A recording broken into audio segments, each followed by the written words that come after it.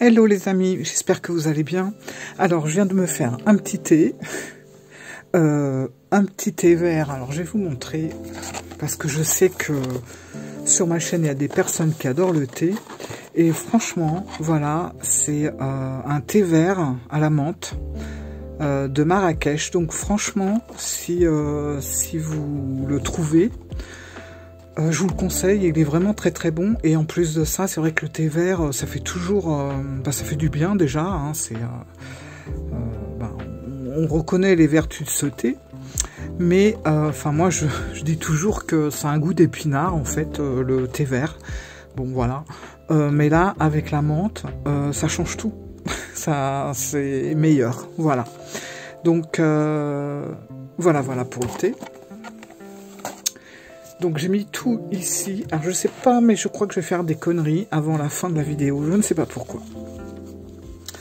Donc je mets tout ici. Je vais même le mettre là. Alors n'ayant pas de petit couvercle là à disposition, j'ai mis le pot de confiture, enfin le couvercle du pot de confiture. Voilà.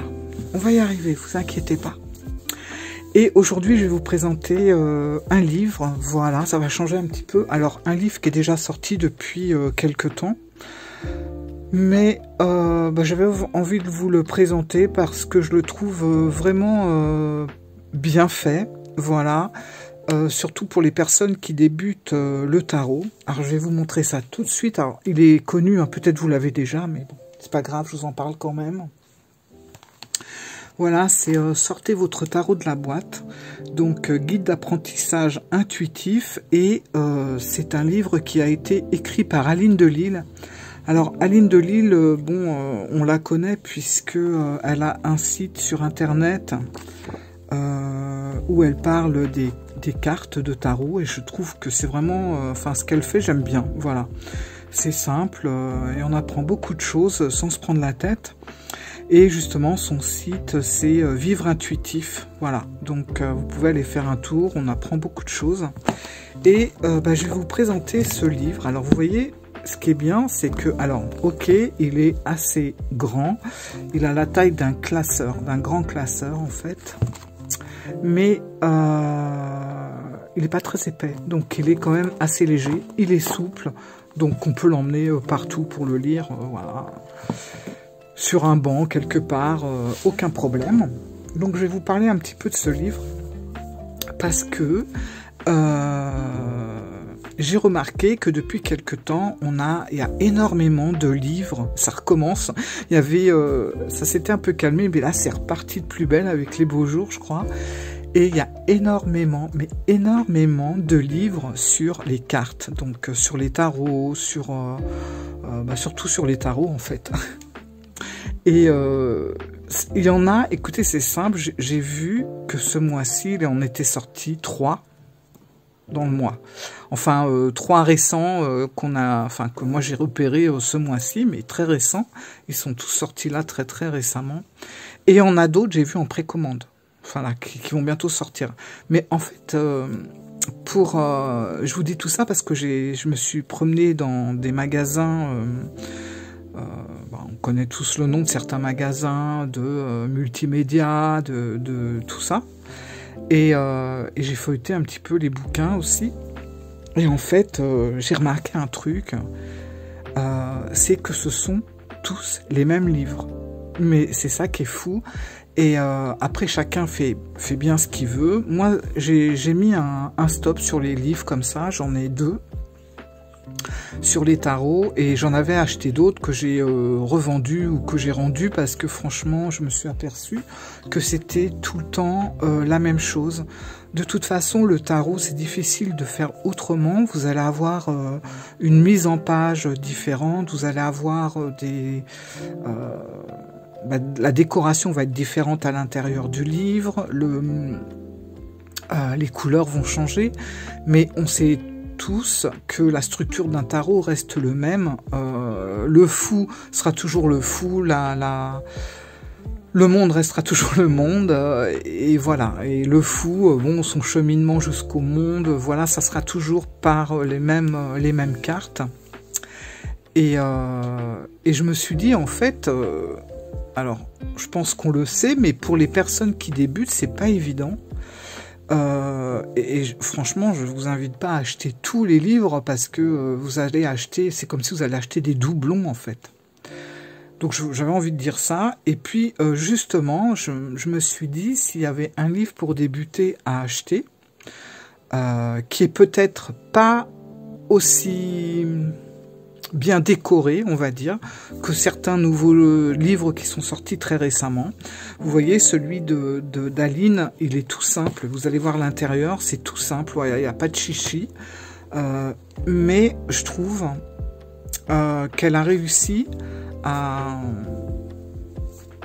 expliquer les cartes. En même temps, vous allez voir, c'est un peu un carnet d'exercice aussi, comme un peu les carnets de vacances des enfants. Et je pense que ça permet, même si on va pas vraiment à fond pour, qu'on va pas vraiment en profondeur dans la carte, elle nous donne les bases. Et je pense que quand on débute, les bases, c'est ce qu'il y a de plus important. Voilà, je pense pas que ça soit utile de rentrer dans les détails au début de notre apprentissage de tarot. Parce que vous allez vite vous lasser et vous allez vite vous prendre la tête, ça va vous saouler rapidement parce que il y a énormément de symboles dans le tarot, hein, ne serait-ce que sur une carte. Alors vous imaginez, on a 78, voilà. Donc tout ça pour vous dire. Alors je suis désolée, je perds un peu ma voix, c'est pour ça que je me suis fait un thé. Je vais hop faire ça. Voilà. Ah, attendez que j'arrive. Hein, Ah, elle est bouillante la cuillère. J'arrive. Donc tout ça pour vous dire que finalement, fallait faire le bon choix quand même. Je parle vraiment pour les gens qui débutent, hein, parce qu'après c'est vrai que les personnes qui sont vraiment rodées dans le tarot, je pense qu'ils achètent même plus de livres. Ça leur sert à rien du tout. Hein. Ils doivent en avoir un ou deux, c'est bien suffisant. Mais pour les personnes qui débutent, moi, si je peux vous donner mon avis, juste mon simple avis en fait, et un conseil d'amis, c'est ne vous ruinez pas dans des bouquins qui sortent. Alors, il y en a qui sont très beaux, c'est vrai, mais les cartes restent les mêmes et vous embêtez pas à acheter des livres, voilà, qui vont vous coûter cher. On n'a pas forcément toujours le budget pour ça. Essayez de vous prendre un livre très simple et puis peut-être un autre livre à côté un peu plus détaillé. Comme ça, le jour où vous avez quand même les bases bien en main, vous pouvez passer à un livre plus approfondi et ça va vous permettre vraiment d'apprendre le tarot. Voilà. Donc pour moi, le livre simple, c'est celui-là. Alors, je le trouve vraiment bien fait. Alors, Aline, elle va dans la simplicité, c'est quelqu'un de très simple, qui va pas faire de chichi, elle va rester vraiment dans quelque chose de très, j'allais dire de très scolaire, je sais pas si on peut dire ça, mais voilà, ça reste vraiment très très simple, et voilà. Donc déjà, on commence avec une page de présentation. Alors, bon, le seul problème de ce livre, c'est qu'il est vraiment grand, voilà. Donc voilà, on a Aline qui est ici, hop, donc on a elle nous souhaite la bienvenue en fait, dans ce qu'elle appelle le guide pratique, sortez votre tarot de la boîte, voilà, et puis finalement, là dans la première page, elle va nous expliquer de quoi on a besoin pour commencer notre apprentissage du tarot. Alors, c'est bien parce que justement, elle cite, et je trouve que, moi, c'est juste ces deux-là que j'ai tout simplement. Elle cite 2 livres qui vont être complémentaires à son livre d'apprentissage, celui-là donc. Et je trouve que pour moi, honnêtement, c'est les meilleurs. Voilà. Après, tous ceux qui vont sortir ou qui sortent maintenant, c'est tout simplement quelque chose de répété, mais voilà, ça va être plus moderne. Vous allez avoir des couleurs un petit peu plus... et des tons un petit peu plus modernes, un petit peu plus dans le coup. Bon, ça commence à prendre un petit peu... un petit peu d'âge, quoi. Je sais pas, c'est sorti, je sais plus quand, mais bon, ça fait un petit bout de temps. Celui-là, pareil. Donc forcément, ils ont un look un petit peu démodé par rapport à ce qu'on peut voir maintenant, donc sûrement moins attirant, mais je peux vous assurer que ça, au moins, ce sont vraiment ouais, j'allais dire une Bible, mais voilà, le premier s'appelle la Bible du tarot, et l'autre c'est lire le tarot avec le Rider-Waite d'Emmanuel Iger, voilà, qui connaît très bien le domaine du tarot également. Enfin voilà, donc de quoi ai-je besoin pour travailler efficacement? Donc elle explique forcément d'un tarot, hein, et puis également pour vraiment parfaire nos connaissances, d'avoir celui-là ou celui-là, c'est même pas la peine d'avoir les deux, hein, un des deux, pour vraiment aller plus loin dans le tarot. Ici, elle va nous expliquer comment utiliser ce guide pratique. Alors vous allez voir, c'est tout simple. En même temps, ce qui est vraiment chouette, c'est qu'elle va nous donner des exercices. On peut faire plein de petites choses, mais simples, mais en même temps, même pour les personnes qui ont déjà de bonnes notions, je trouve que c'est des petites piqûres de rappel, ou tout simplement, ça nous remet un peu dans le bain si ça fait longtemps qu'on ne s'est pas servi du tarot, par exemple. Donc voilà, si on bloque sur des points, elle nous dit qu'il faut passer à la suite. Enfin, elle nous explique vraiment comment faire avec ce livre sans rester coincé ou se prendre la tête, voilà, sur une page. Alors, on a le sommaire. Donc vous voyez, le sommaire, il est quand même pas mal. Il y a 88 étapes, on va dire, une partie 1 et une deuxième partie ici. La première partie, elle va être sur construisez la signification des cartes. Donc on va commencer à prendre connaissance des cartes avec les suites, les cartes mineures, les cartes majeures. Elle va nous parler du voyage du fou, justement, les animaux du tarot, les couleurs du tarot, les symboles, la numérologie également, enfin voilà, de beaucoup de choses. Mais vous allez voir que la majorité des choses qu'elle va nous expliquer vont tenir pratiquement sur une page, voire 2 pages. Voilà, donc elle va vraiment aller à l'essentiel, mais ça va, pour quand on est débutant, je trouve que c'est... il n'y a pas besoin de plus, quoi. Sinon, après, on est paumé. Et puis, la deuxième partie, elle va être plus sur réaliser vos tirages. Donc ça, c'est très sympa aussi. Et il n'y a pas besoin d'un deuxième livre de tirage. Vous avez tout en main, en fait. Et en plus, ça va nous expliquer comment faire nos propres tirages. Alors, c'est pareil, vous avez les dessins. Donc, vous voyez, c'est très schématisé. Alors, voilà, effectivement... C'est pareil, hein, on n'est pas sur un bouquin très moderne qui vient de sortir avec des super photos et tout. Là, c'est vrai, on a l'impression d'avoir fait des photocopies et que tout a été relié. Et voilà. Mais moi, je trouve que c'est pas plus mal. Moi, j'aime bien la simplicité. Et le fait de nous faire ça comme ça, je trouve que on se prend moins la tête, en fait. Donc, sortez votre tarot de la boîte, partie 1, construisez la signification des cartes. Et voilà, vous voyez, on a des petits schémas comme ça, tout simple.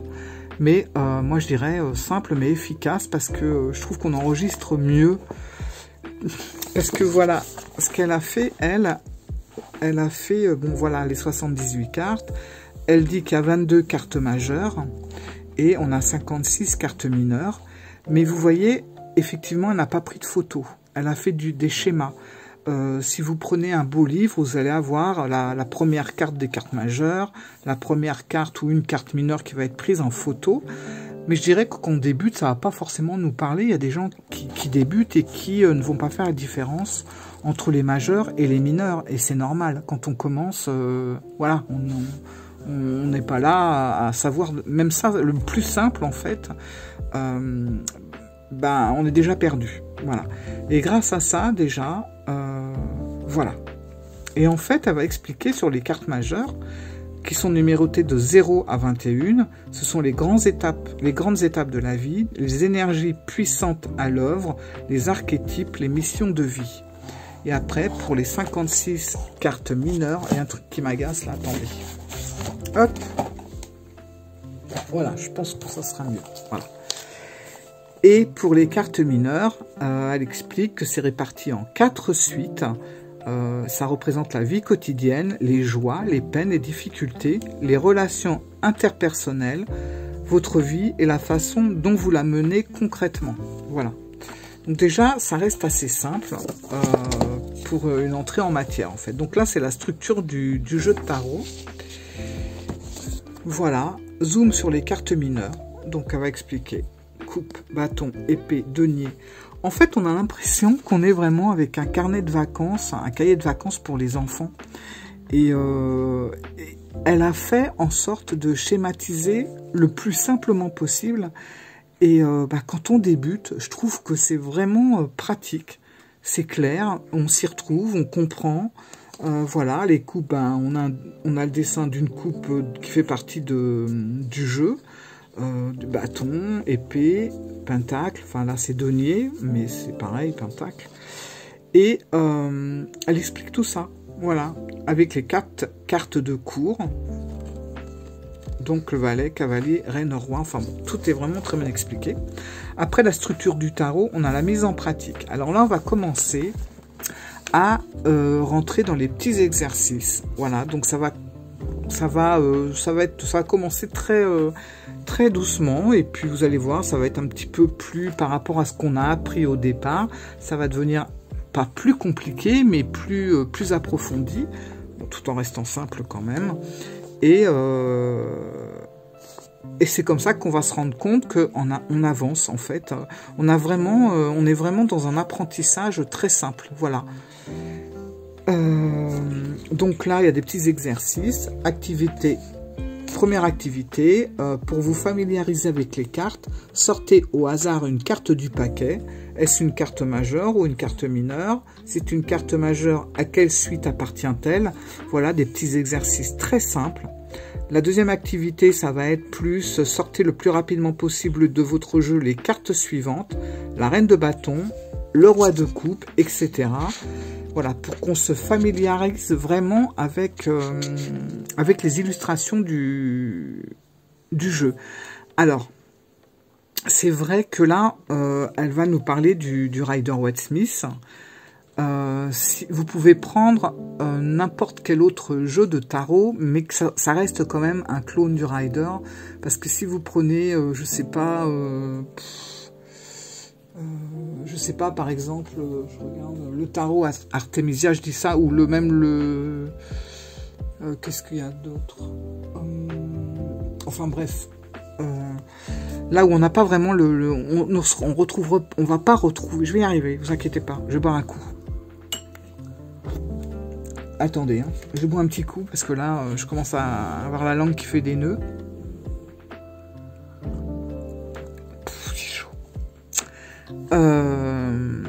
Ouais, donc essayez quand même de rester avec un tarot qui garde quand même la symbolisme du Rider, parce que sinon ça, bien sûr, ça va être un peu plus compliqué. Mais je pense pas que des débutants vont prendre des tarots hyper complexes où on ne se retrouve pas, parce que je pense pas que pour un débutant va pouvoir analyser et lire les cartes de tarot si en plus ça suit même pas le Rider, ou alors vous êtes très fort, mais bon, je pense pas. En général, on fait vraiment nos classes d'apprentissage avec une base de Rider,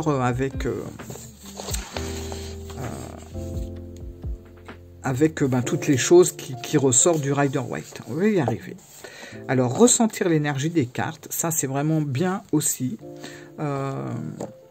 Comme elle dit, toute une vie ne suffirait pas à lire et à digérer tout ce qui a été écrit sur les arcanes du tarot, leurs symboles, leurs mystères, leur magie, parce qu'on n'imagine même pas. On croit qu'une carte, voilà, il y a 2-3 bricoles et c'est pas ça, mais petit à petit, on s'aperçoit que c'est... on pourrait parler d'une carte pendant 4 heures, sans problème, voilà, et sans se répéter. Donc c'est vraiment quelque chose de très... qui va très très loin, le tarot. Chut, non! Viens ici. Ça va être un challenge aujourd'hui, je vous le dis. Les chats, la voix. On y croit. Ness, viens ici. Viens là. Voilà. Alors ensuite, donc en fait, ressentir l'énergie des cartes. Vous voyez, tout ça, ça tient sur une page. Donc c'est très simple. on va droit au but. Et ensuite, on va passer à la mise en pratique, ressentir l'énergie des cartes, mais on va aller vraiment dans des petits exercices. Je suis désolée. J'ai un œil là, attendez, j'arrive. Je vais pas y arriver.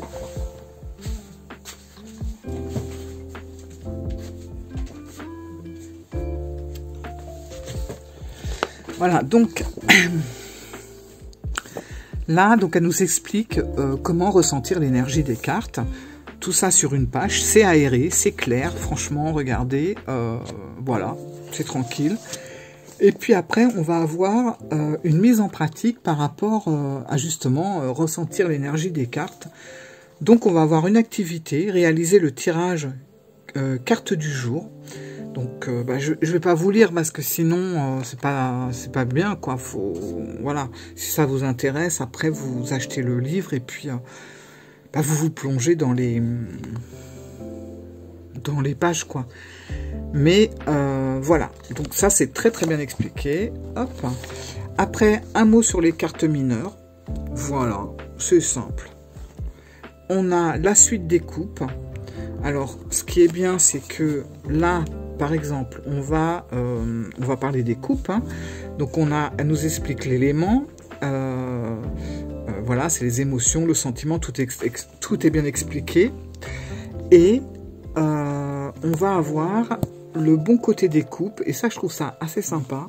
Le moins bon côté des coupes, et puis les personnes qui sont coupes.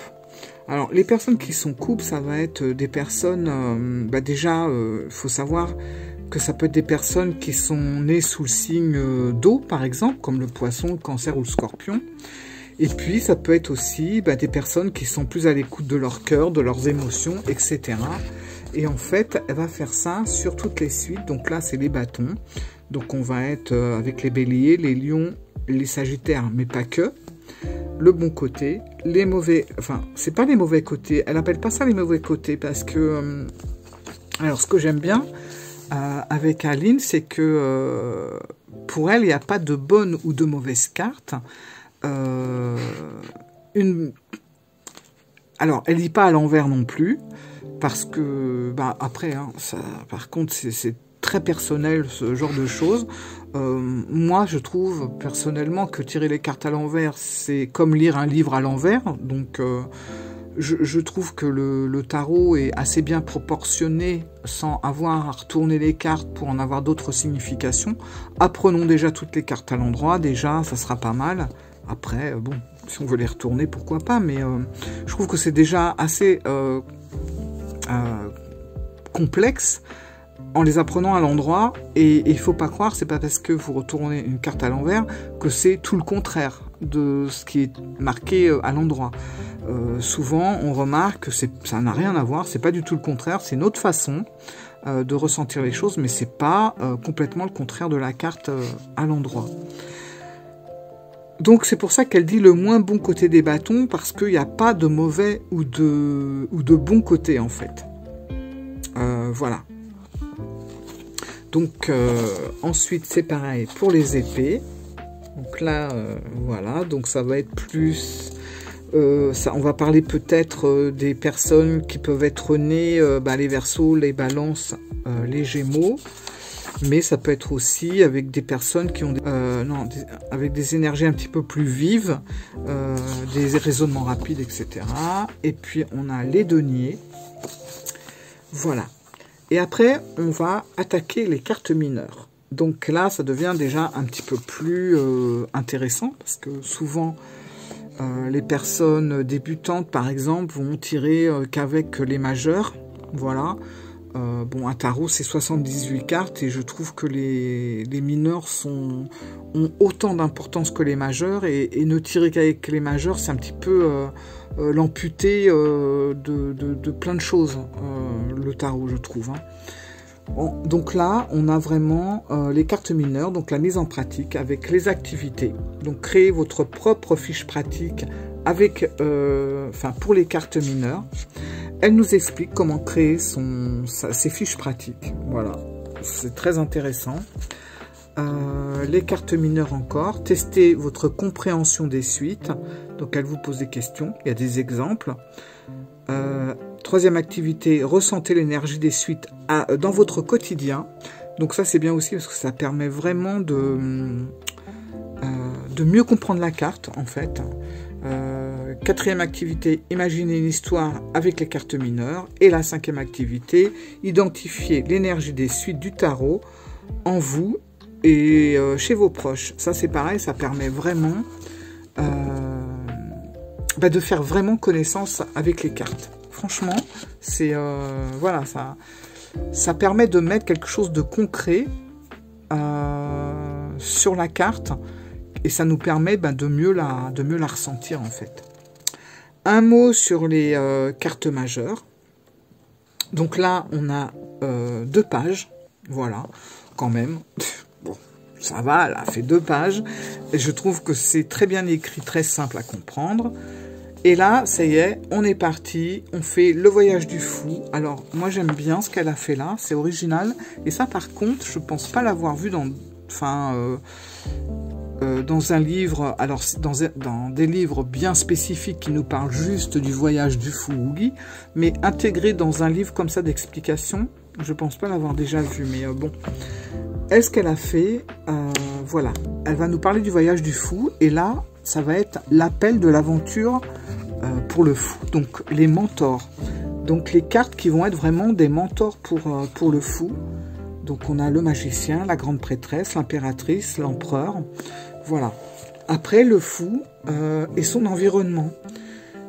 Donc là on va être avec la force, le chariot, les amoureux et le pape, le hiérophant. Voilà. Ensuite on a le voyage du fou et là il est en quête de lui-même. Donc on va se retrouver avec des cartes comme l'ermite, la roue de fortune, la justice, le pendu. Ça, c'est vraiment les cartes qui vont vraiment être une quête de lui-même. Et puis, le fou, en quête de lui-même, bon, c'est pas fini, à la suite. Voilà. On a le fou sur le chemin du retour. Alors, tout voyage a un but et donc une fin. Vous voilà déjà sur le chemin du retour. Donc, il va croiser l'étoile, il va croiser la lune, il va croiser le soleil. Ensuite, le voyage du fou, c'est le retour dans le monde. Et là, du coup, il arrive avec toutes les épreuves et tout ce qu'il a appris. Il va être avec le jugement et ensuite, il va réintégrer tranquillement le monde. Voilà.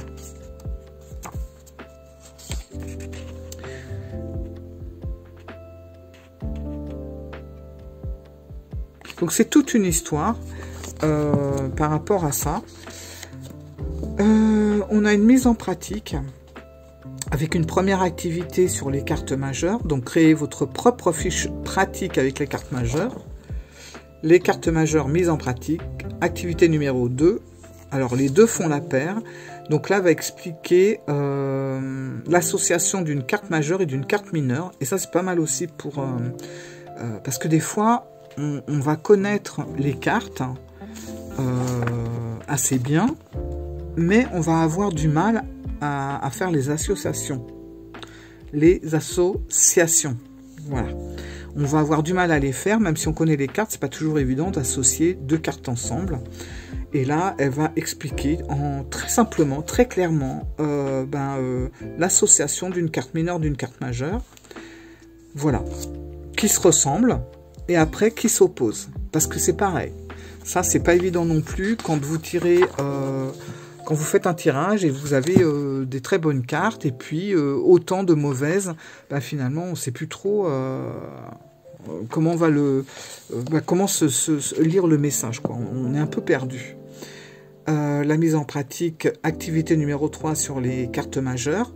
Ressentez l'énergie des majeurs dans votre vie. Activité 4, allez plus loin encore. Un mot sur les cartes de cours. Alors ça c'est pareil, les cartes de cours, je crois que c'est un peu la bête noire quand on commence à apprendre le tarot. Je sais pas pourquoi, ces cartes-là, on a du mal à les retenir par rapport aux autres. Attendez, je bois un coup encore. Et je sais pas pourquoi. Pourtant, elles sont aussi simples que les autres. Mais bon. Voilà. Je pense que ouais, c'est parce que elles sont identifiées à une suite bien spécifique, peut-être, je sais pas.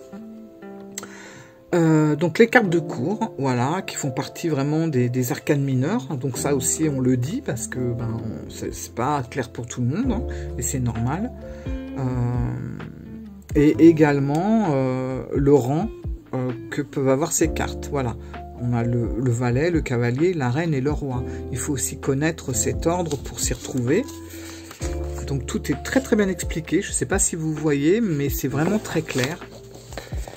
Combiner les cartes de cours et l'énergie des suites, ça c'est très bien expliqué aussi. Franchement, ce livre, il est fait pour les débutants, mais c'est tellement simple, tellement agréable et fluide. On se prend pas la tête à comprendre, tout est simple, tout est bien écrit, c'est aéré, c'est pas tassé, il n'y a pas 15 pages pour un truc, voilà. Donc, trois clés de lecture supplémentaires. Le sexe de la personne n'a pas d'importance. Nous sommes tous et toutes multiples. Une carte de cours peut vous représenter vous. Donc, ça, ce sont encore des petites choses en plus. Encore une mise en pratique. Enfin, c'est pas encore parce qu'on ne l'avait pas encore fait. La mise en pratique sur les cartes de cours. Donc, créez votre propre fiche pratique pour les cartes de cours. Rappelez-vous, on l'a fait pour les mineurs, on l'a fait pour les majeurs. Maintenant, on va travailler ces fiches pratiques qu'on va nous-mêmes créer avec les cartes de cours. Donc, sortez les cartes de cours du paquet et faites connaissance. Donc, elle nous guide, en fait, voilà. Identifiez les cartes de cours dans votre entourage. Ça, c'est pareil, ça permet de mettre du concret dans des illustrations de cartes. Les cartes de cours mises en pratique. Quatrième activité, les cartes de cours sont vos amis. Donc là, voilà, il va y avoir tout un petit exercice, un cheminement à faire. Mais vous allez voir, c'est d'une simplicité, franchement, et tout paraît tellement facile, au final. Les symboles et les couleurs dans le tarot, alors ça va peut-être pas parler à tout le monde, mais ça reste quand même intéressant de passer, de lire, même si on le retient pas forcément, de lire les couleurs. Alors, voilà, ça c'est bien. Les principaux symboles du tarot, c'est sur 2 pages, vous voyez. Très simplifié aussi. C'est très sympa, c'est toujours pareil. Si on reste dans le clone du Rider, donc vous avez l'ange, le château, les couronnes de laurier, l'enfant, l'étoile, les fruits, les nuages, les montagnes, la lune, etc., les fleurs, etc. Tout ça, ce sont des symboles que vous allez retrouver dans les cartes. Et bah forcément, ces symboles, ils n'ont pas été mis au hasard. Donc, elle vous explique en 3 phrases, à peine. Par exemple, on a la montagne. Elle va nous mettre, la montagne représente un challenge, une difficulté, ainsi que la sensation d'accomplissement intense une fois l'obstacle passé et l'objectif atteint. Donc, rien que ces petits détails par rapport à ces symboles, ça va vraiment aider la personne qui veut comprendre, quoi. Après les symboles, on va passer aux animaux, puisque le Rider-Waite, le tarot, a aussi des animaux, souvent, qui sont posés, voilà, un oiseau, un chat, un cheval, un papillon, un poisson, voilà. Et bien, ça vous explique, par exemple, le poisson, vous avez le poisson, enfin, vous en avez un, on va prendre pour le page de coupe, il tient sa coupe et puis il a un poisson qui est à moitié sorti de sa coupe. Et bien voilà, là, ça peut vous expliquer l'origine du poisson dans cette carte. Le poisson est un symbole des émotions et de l'intuition. Il représente un message de l'inconscient. Et ça, c'est vraiment bien à savoir. Voilà, donc là, c'est les couleurs. Bon, après... Bon, moi je vois dans le triomphe, j'ai pas mal de violet qui ressort, du vert et du violet. Bon, bah le violet, ça va être l'intuition, les ressentis, la spiritualité, les synchronicités. Bon, c'est toujours intéressant de savoir quand même. Les symboles et les couleurs du tarot, mise en pratique. Donc, repérez vos symboles préférés sur les cartes. Repérez Repérez vos couleurs préférées sur les cartes. Complétez la liste des principaux symboles du tarot. Tout ça, c'est des petits exercices très utiles pour la compréhension du jeu. La numérologie et les mineurs. Alors, la numérologie, moi, avant, j'y prêtais très peu d'importance. Et au fil du temps, je me suis aperçu que c'était vachement utile dans un tarot de comprendre un petit peu la numérologie. Voilà. Ça permet de mieux se situer dans la carte. Enfin, franchement, c'est vraiment utile. Voilà. Donc là, vous avez la numérologie et les mineurs, la numérologie et les majeurs. Mais vous voyez, il n'y a pas 36 pages. Elle a vraiment raccourci le truc au maximum. Et la numérologie pour les tarots, donc ça continue. Donc le potentiel, entre deux, créer, enfin... Voilà, c'est très simple. Par exemple, si le numéro 10, c'est le renouveau, l'accomplissement total, la fin d'un cycle, l'amorce du prochain. Voilà. On a des exemples. La mise en pratique, la numérologie pour le tarot, mise en pratique. Voilà. Carte à l'endroit, carte à l'envers. Justement, on en parle. Je rebois un coup.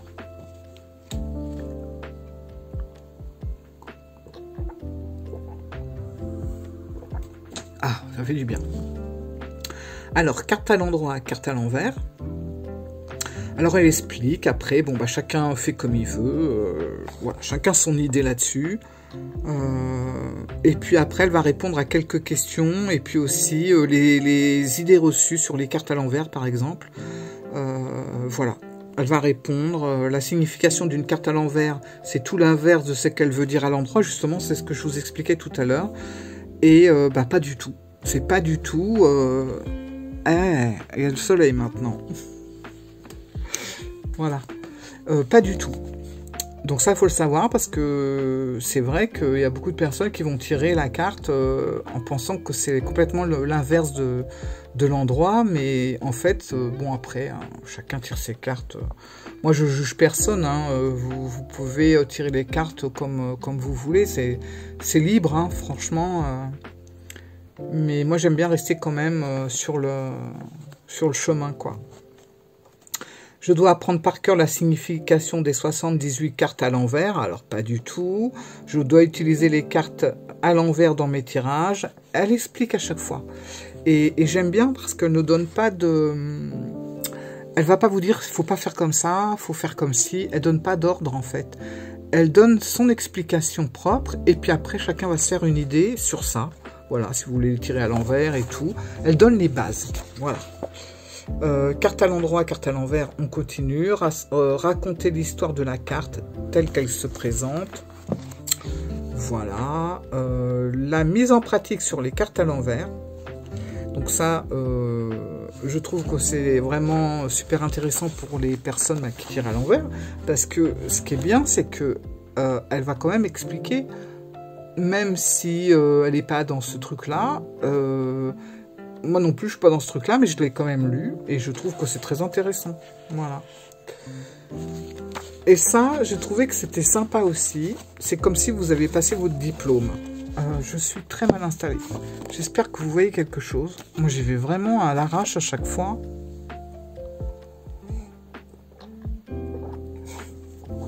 Vous devez m'entendre avaler, monter. Là, c'est que, voilà. Si vous cochez toutes les cartes, c'est bon, vous pouvez passer à l'étape d'après. Mais c'est comme si, voilà, elle vous félicite, c'est comme si vous avez eu votre diplôme, c'est bon, bravo, je suis très fière de vous, j'espère que vous êtes fiers de vous également, etc. Voilà. Bon, je trouve que c'est motivant, mine de rien. Et après, on va passer, sortez vos tarots de la boîte, partie 2, réalisez vos tirages. Ça, c'est très intéressant aussi. 5 étapes pour réaliser vos tirages de tarot. Alors, comment créer une atmosphère propice à l'intuition et au ressenti? Comment poser une bonne question aux cartes? Et ça, c'est vachement important aussi, parce que on remarquera que souvent, les gens vont poser des questions fermées, auxquelles on peut répondre oui ou non. Donc, c'est tout simple, et puis on va pas non plus vraiment creuser, en fait, alors que dans les questions ouvertes, c'est beaucoup plus... Enfin, on arrive à mieux creuser les cartes, je trouve. Voilà. Mais tout ça est expliqué avec ses propres mots à elle, donc c'est vraiment facile. Créer une atmosphère intuitive. Posez votre question. Voilà. Posez votre question numéro 2. Choisissez un modèle de tirage. Choisissez un modèle de tirage numéro 2. Je vois rien. Franchement, j'ai déjà fait 41 minutes. J'ai pas envie de recommencer la vidéo. Hein. Vous comprendrez que j'ai envie de la terminer, celle-là. Mais je voudrais quand même que vous voyez bien. Battez, tirez les cartes. Battez, tirez les cartes, deuxième page. Donc ça c'est pas mal. Elle nous parle de sa variante à elle, parce que mine de rien, tirer les cartes, ça fait partie de l'art du tarot. On tire pas les cartes comme on tirerait les cartes pour faire une bolotte par exemple. Donc c'est intéressant. Hop. Donc là, pour réaliser un tirage, il y a toujours une mise en pratique. Créer une atmosphère intuitive, poser la bonne question, rédiger vos propres questions, familiarisez-vous avec les modèles de tirage, adoptez une vision panoramique, zoomez sur chacune des cartes, faites le lien entre les cartes. Voilà, ça c'est... Je pense que ça, c'est une partie qui est très intéressante, voilà, qui peut vraiment aider les personnes, parce que c'est pas ce qu'il y a de plus simple, hein, de faire le lien et des associations avec 2 cartes. Donc déjà, là, elle nous apprend ça avec 2 cartes. Après, voilà, hein, on le fait avec plusieurs cartes également. Formuler la réponse de la question, bon, ça c'est bien, répondre à la question, résumer le message du tirage, etc. Exemple d'interprétation. J'accélère un peu parce que j'en suis à 43 minutes, n'importe quoi. Voilà. Je coince dans mon interprétation. Donc, voilà. Vous coincez dans votre interprétation. Elle va expliquer pourquoi on coince.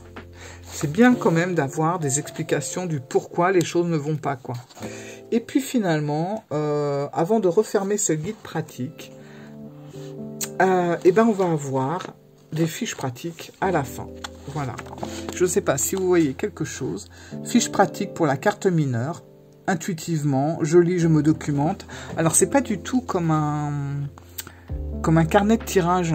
Là, c'est vraiment des fiches pratiques, mais pour travailler sa carte. Donc, c'est un petit peu différent. Après, là, voilà. Là, par contre, on va être plus sur... vous voyez, c'est pas les mêmes. Et là, on va être plus sur les tirages de cartes du jour.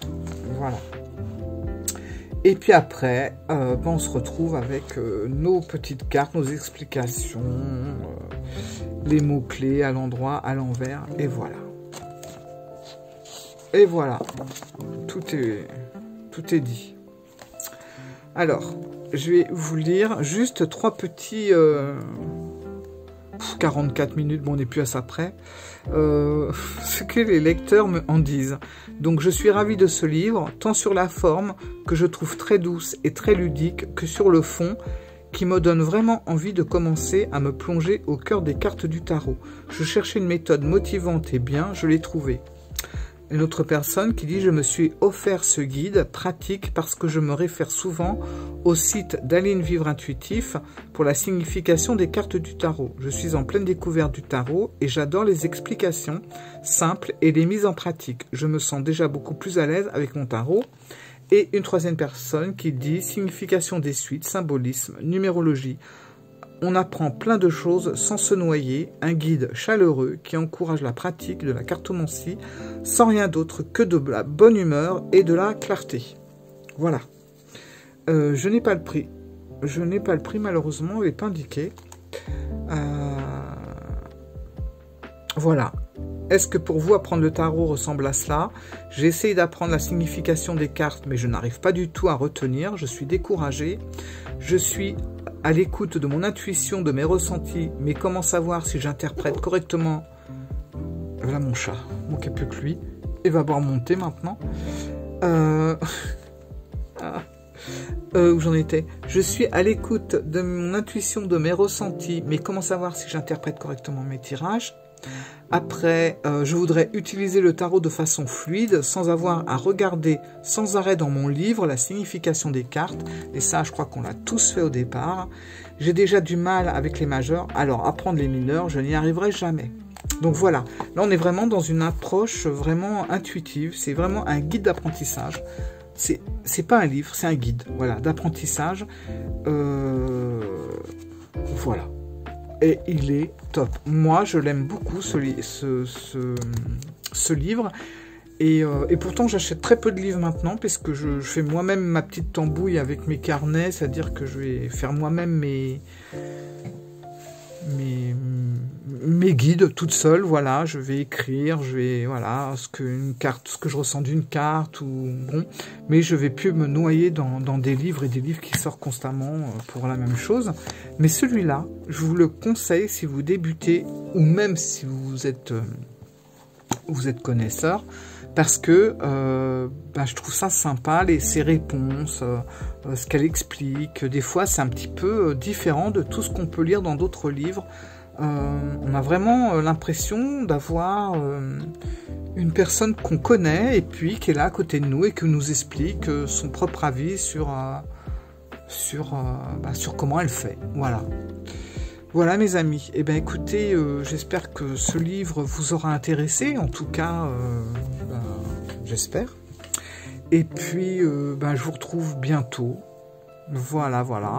Et je vous fais plein de gros bisous, et puis je suis super contente que vous soyez là, je vous le dis pas souvent, mais de temps en temps, j'en profite, et écoutez, la chaîne grandit doucement, et ça reste toujours fluide et gentil et bienveillant, et moi c'est ce que je recherche.